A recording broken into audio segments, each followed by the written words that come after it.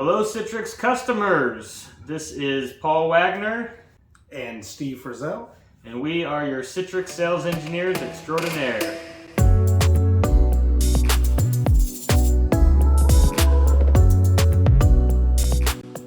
Thanks for having me over. Yeah, good to have you. So we are talking about all of the cool things that have happened at Citrix in the last few months, things that are happening now. We'll talk a little bit about some architectural stuff and dive into like future tech.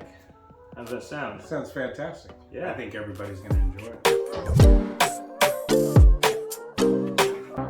First up on our list, we've got service continuity. So tell us about that. It's a feature that has released, and I think it was very well anticipated by most of our cloud customers as kind of a gap that needed to be filled.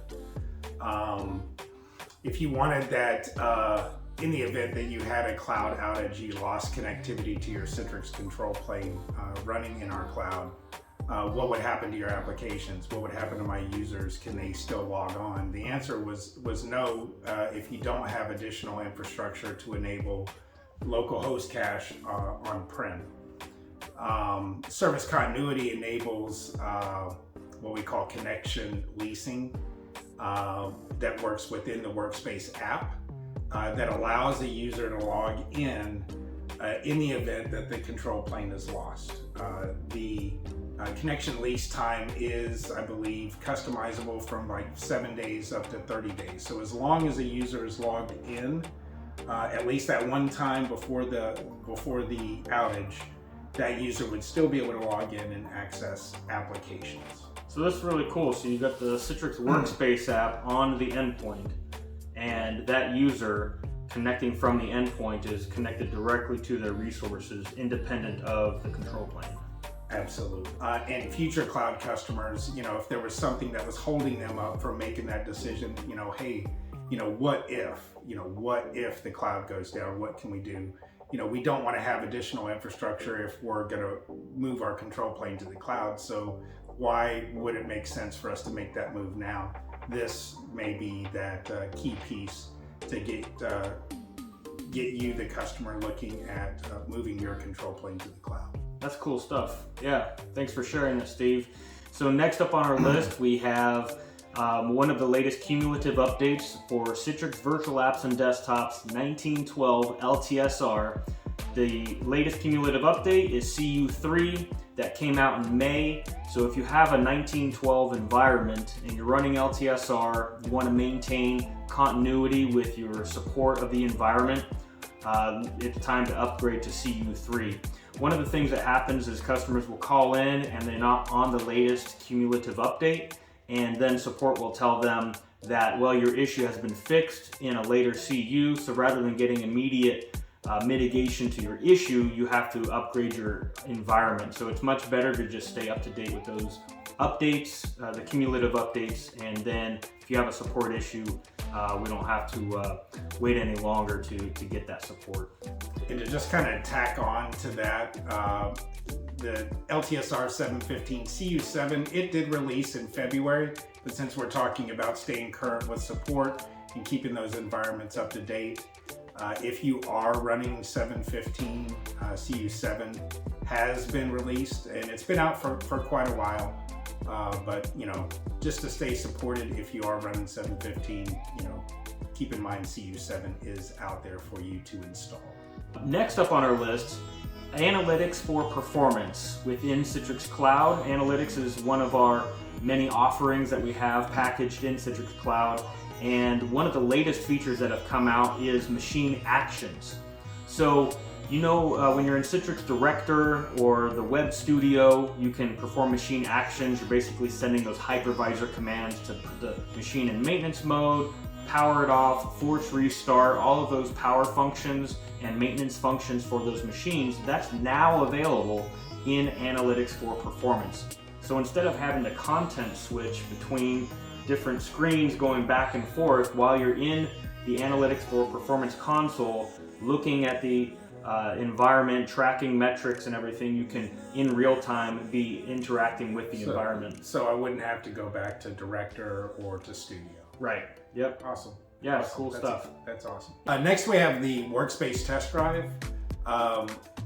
If you're not familiar with this, we usually send out as SEs invitations to some of our customers that are either currently running a POC or we have a current opportunity for cloud. And it gives you an opportunity to have some hands-on for the workspace and for some of the other helper technologies to give you a good feel of what you're going to be doing, the admin experience, those types of things.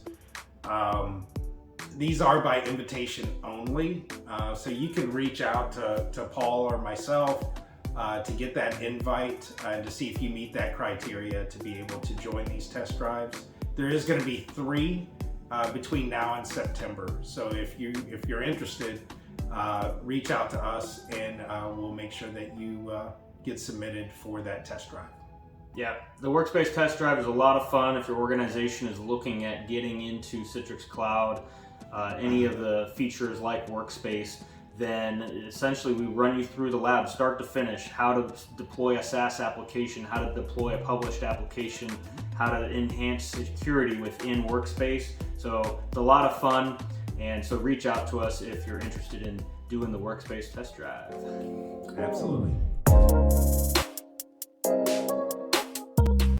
Hi everybody, this is Paul Wagner, and today's architectural highlight will focus on Citrix Analytics for Performance. Now, for those of you running an on-prem control plane, you may not think that this Citrix Cloud product is available to you, but that's not the case. As we scroll down in this article, we can see highlighted the ability to configure our on-prem CVAD site for Cloud Analytics. Pretty awesome. So we want to make sure that our delivery controller, director, workspace app is 1909 or later, but we can have our VDAs be 715 or later. So it's pretty awesome. Now, how does that work? Visually, we know this architecture, we've seen it before, and we want to make sure our director and our delivery controller is 1909 or above, VDA is 715 or above, and then we connect director to Citrix Cloud Performance Analytics. Now, when we look at this article over here, specifically about configuring that setup, we're going to scroll down. We know that there's some URLs we're obviously going to have to whitelist and make some connections through the firewall. And then we scroll down and there's some basic configurations. We want to be a full admin. We go to director and connect to the analytics tab and start registering to our Citrix Cloud account. We start scrolling through and following these configuration steps, and then we're able to go to Citrix Cloud and do analytics for performance, not only for just our one site, but you may have multiple CVAD sites. So look at this, pretty awesome. CVAD site 1, 2, 3, however many you've got, and we can connect multiple CVAD sites to the Cloud Analytics for Performance user interface, and we can consolidate all of that data behind a single pane of glass. And you can pass that information on to your team, networking, security, and everyone can take advantage of all of this data, despite the fact that these on-prem control planes may be geographically separated. So I hope that was useful and informative for you. If you have any questions, please reach out to myself or your sales engineer. And thanks for watching.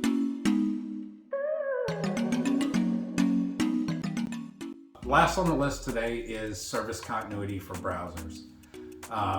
Earlier, we mentioned that service continuity did GA, which allowed you to connect to your applications in the event that there was an outage to the Citrix control plane in the cloud.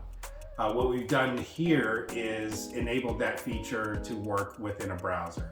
So you have the workspace application installed, just like the receiver of old, and then you had the web plugin that would enable users to use the browser, whether they were accessing Storefront. Today, they'll be accessing Workspace app. So those users could use their browser, access their applications, and in the event that there is an outage, they would still be able to access those specific applications. So we've got service continuity available now that works directly from the Workspace app. And then in Tech Preview, they can do it from the browser as well. Yes. That's cool. Yes. Good stuff. And one thing that we are going to be sending out links for everything that we talked about, so you can dive a little bit deeper, read, and then there's probably some subsequent links that take you different places for your reading pleasure.